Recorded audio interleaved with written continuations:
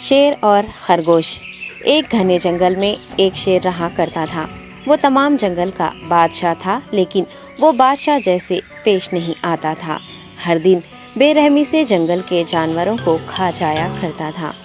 شیر کے خوف سے جنگل کے جانور چھپ جایا کرتے تھے اور خود اپنی بھوک و پیاس کو مار کر سخت مشکلات سے دوچار ہونے لگے تھے۔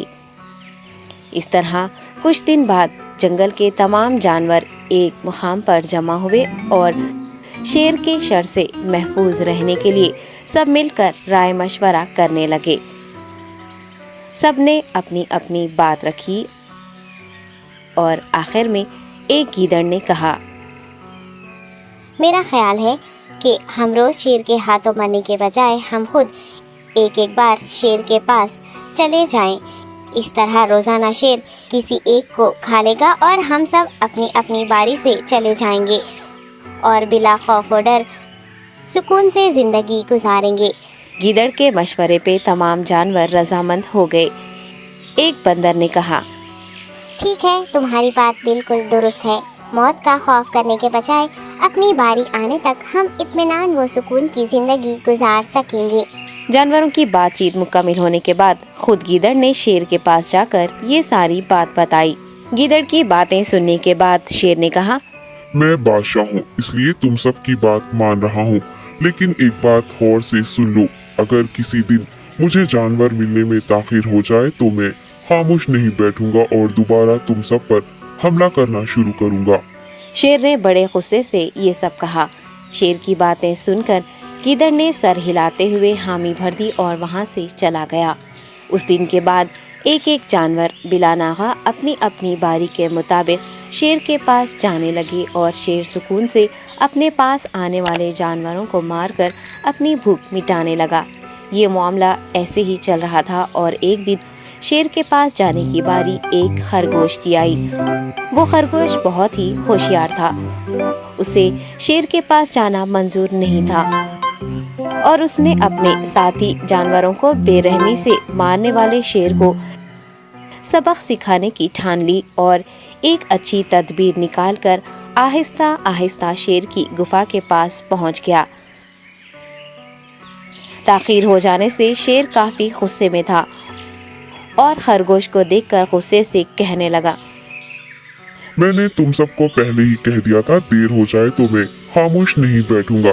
تم نے وعدہ خلافی کی ہے، اس لیے میں جنگل جا کر من چاہے جانور کا شکار کر کھا جاؤں گا۔ تب خرگوش نے شیر سے کہا، معاف کر دیجیے بادشاہ سلامت، غلطی ہو گئی اور اس کا ایک واجب سبب ہے۔ اطمینان رکھیے، میں بیان کرتا ہوں، آپ سنیے اور اس کے بعد آپ آرام سے مجھے مار کر کھا لیں۔ شیر نے پھر غصے سے کہا، وہ کیا بات ہے، جلدی بتاؤ۔ خرگوش نے کہا، بادشاہ سلامت، میں آپ کے پاس آ رہا تھا اور راستے میں مجھے ایک شیر مل گیا اور مجھے مارنے کے لیے آگے بڑھنے لگا۔ میں نے آپ کی بہادری کی بات اس شیر کے سامنے رکھی، لیکن وہ شیر آپ کے بارے میں بہت برا بھلا کہنے لگا۔ یہ سن کر میں نے غصے سے کہا، تم ہمارے جنگل کے نہیں ہو، ہمارے بادشاہ کے بارے میں ایسی باتیں مت کہو۔ یہ سن کر وہ شیر مجھ پر حملہ کرنے کے لیے تیار ہو گیا۔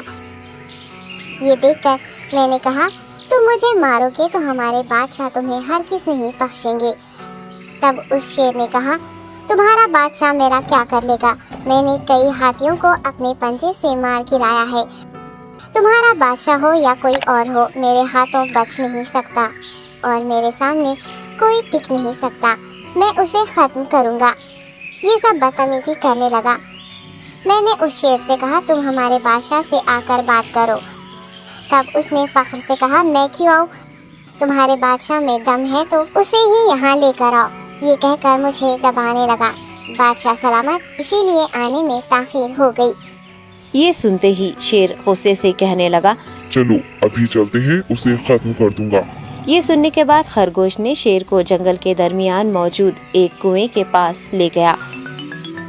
خرگوش نے کہا، بادشاہ، اس کے اندر دیکھیے، وہ وہاں آپ کا بے صبری سے انتظار کر رہا ہے، آپ اسے اچھا سبق سکھائیے۔ شیر غصے سے فوراً کنویں میں جھانکنے لگا اور زور سے دہاڑنے لگا۔ تب دوسری جانب سے بھی دوسرا شیر دہاڑتا ہوا محسوس ہونے